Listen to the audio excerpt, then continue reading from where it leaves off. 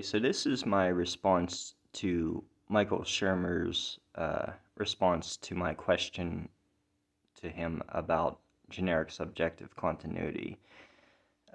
This was a while ago. This was episode 100 of his Science Salon, which is now called the Michael Shermer Show. You can see down here in the description, he said he compared it to, he said it's a secular version of reincarnation and what happens after we die. So I'm just going to go ahead and play the part where he talks about it in the video. Anyway, we'll see what happens in the next few years if they make contact. Okay, next question from Theodore Bola. What happens after we have ceased to exist?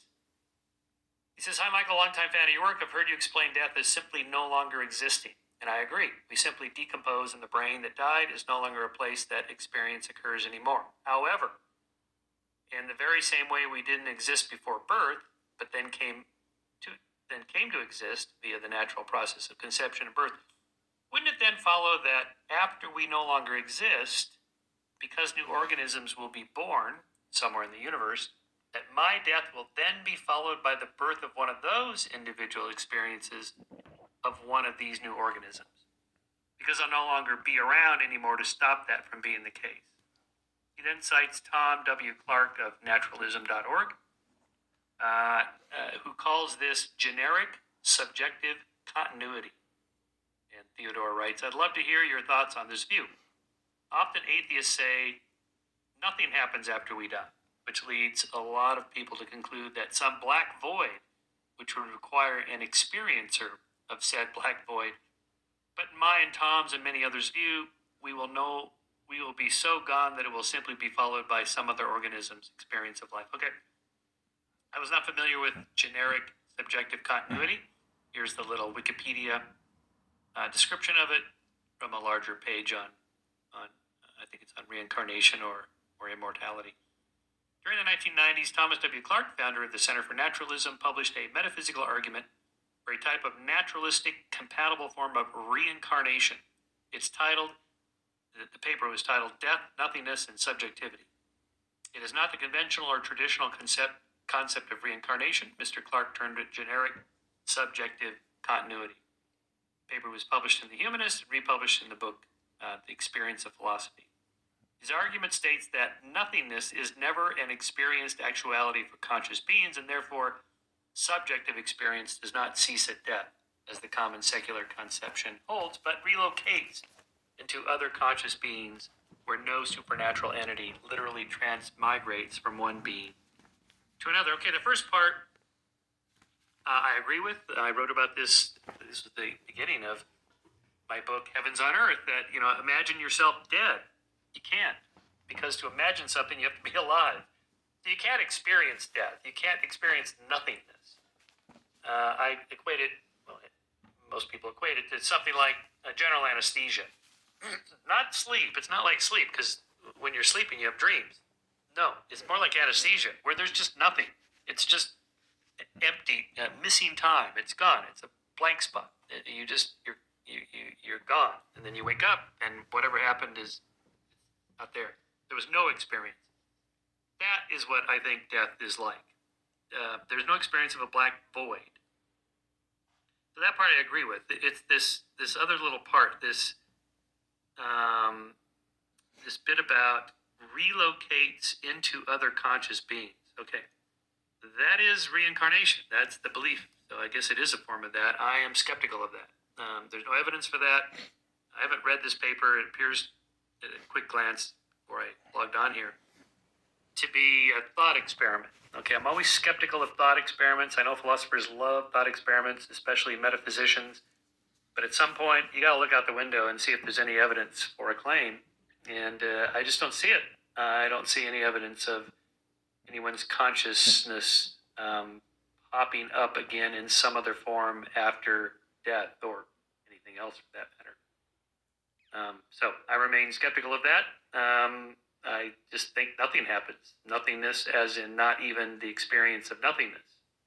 You can't even really conceive of nothingness. I wrote about this in a paper I wrote on why there is something rather than nothing. And part of the problem is we can't even conceive of nothing. I mean, the word "no thing" it implies there's a thing that doesn't exist, but real nothingness wouldn't even be the lack of a thing. You know, at some point, it's hard to even find what the right words are to talk about this. Because if there were no universe at all, there wouldn't even be the concept of no universe. You know, at some point, we just fall off the epistemological page into the abyss, and I don't even know what we're talking about. Okay, so that's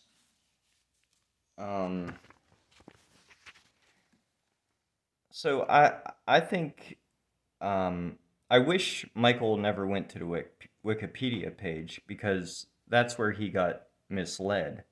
They used the word relocate. They said that Tom said that consciousness would relocate into a different body after the person dies. So whenever I die, my consciousness would somehow travel into somebody else's body. Tom never said that. Tom doesn't believe in souls. Tom's a naturalist. He's a non-dualist. He doesn't believe that consciousness is separable. You can't separate consciousness from a brain. You can't divorce consciousness from the brain. Consciousness is not a thing. It is. It's more like a verb. You could say like the same way that your legs do walking. You know, you can't have walking as a thing that is separate, that you can separate from legs. Legs do walking, and brains do consciousness. It's a function of a brain. So Tom is a non-dualist. He's materialist, naturalist.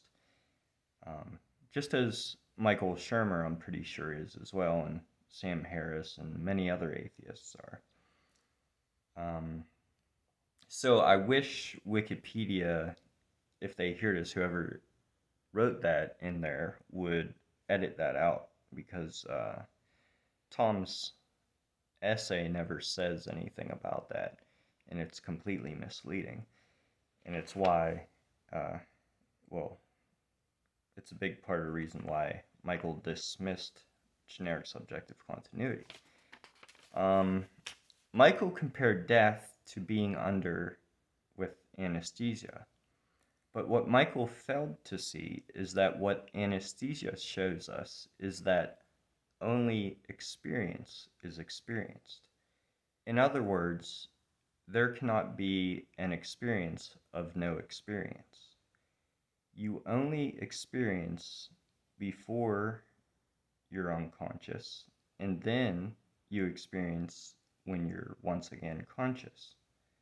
The period of time that you were unconscious was skipped over from your point of view. Again, only experience is experienced. This is a fundamental truth.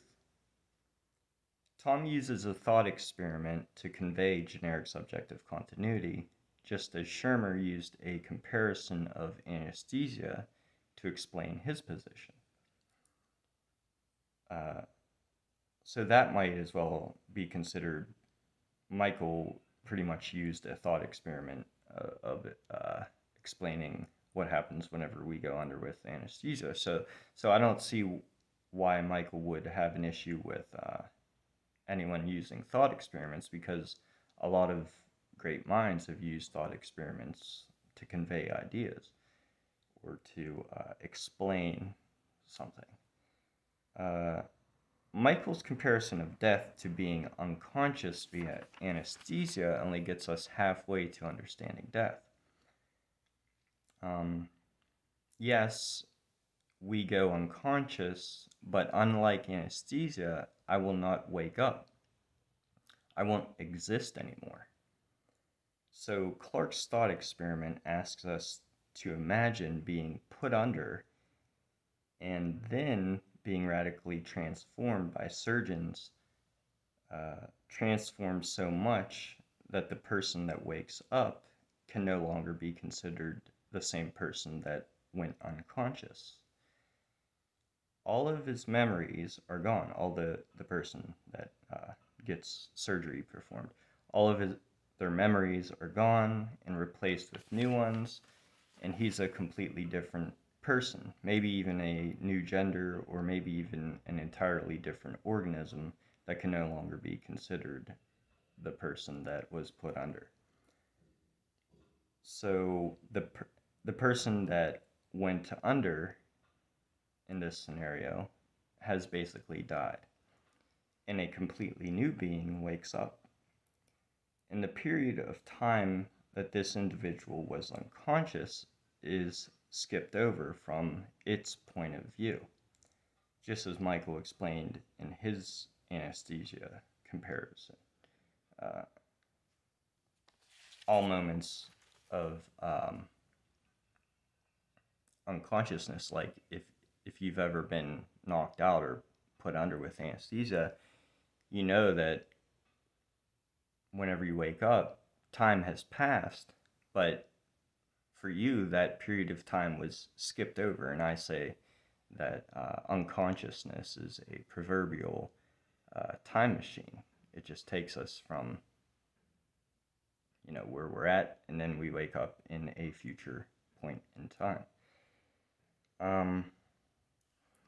So if you're watching this, Michael, I'd like to hear your thoughts, perhaps in your next AMA, on Sam Harris's Making Sense episode, The Paradox of Death, where he explains Tom's essay and generic subjective continuity. Sam has been talking about this lately in a few different podcasts. One of them was with the James Doughty podcast. I believe it's called Into the Magic Shop or something like that. And Annika Harris has also posted Tom's essay on her website as well. And again, that essay is called Death, Nothingness, and Subjectivity. So I'd like to end with by reading a part which I feel is a very important part of Tom's essay. And then I'm going to switch over to a visual piece which I hope conveys this part I'm about to read. Okay. This thesis implies that even if all centers of awareness were extinguished and the next conscious creature appeared millions of years hence, perhaps in a galaxy far, far away, there would still be no subjective integram. Subjectivity would jump that objective gap just as easily as it jumps the gap from our last experience before sleep to the first upon awakening. All the boring eons that pass without the existence of a subject will be irrelevant for the subject that comes into being. Nor will they count as nothingness for all the conscious entities which ceased to exist. Subjectivity, awareness, consciousness, experience, whatever we call it, never stops arising as far as it is concerned.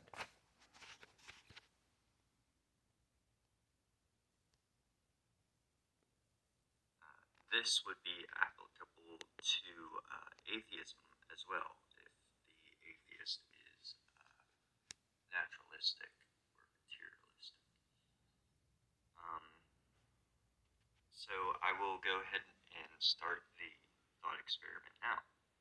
So imagine that there are only two conscious or sentient organisms in the entire universe, and they just happen to be here on Earth.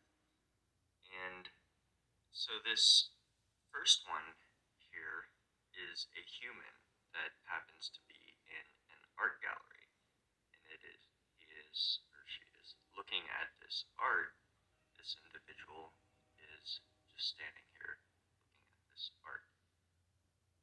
And the other organism that happens to exist is, we'll say it is a bird that is looking up at this tree for some reason. And so these are the only two experiences or consciousnesses that are in the universe at all. That's it. Nowhere else, anywhere else. For the purposes of this thought experiment, there are no other consciousnesses anywhere else on Earth or anywhere in the universe. So, that's it. There's just these two. And then, one of them dies. So, let's say that the one on the human on the right side here on the screen dies. And so the only conscious experience that exists now is that of the bird. That's the only conscious experience that is occurring after the other one has died. And as you can see, the other one didn't go and see a black void or anything like that. No. The only experience that is occurring after the other consciousness has ended is the consciousness or the experience of this bird, what the bird is witnessing. So this video is meant to help atheists understand a naturalistic or materialistic view of death. What would happen after death if atheism is true? So here is a brain, and pretend that brain is you, and pretend that it's your experience is the only experience that is going on in the entire universe. There's just you in the universe, and your consciousness is it, period. That's the only experience that's going on in the entire universe. And then you die. You cease to exist. Your consciousness has ended. You're not in a black void or anything. You're not experiencing nothingness or anything like that. Instead, you're completely gone.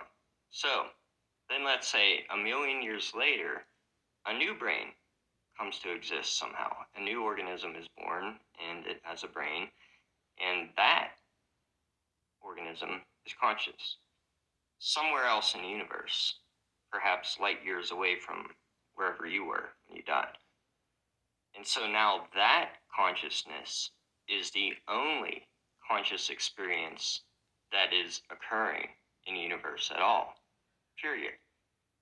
So instead of you experiencing a black void after you died, the only experience that came after your experience ended was this other experience that is caused by another brain.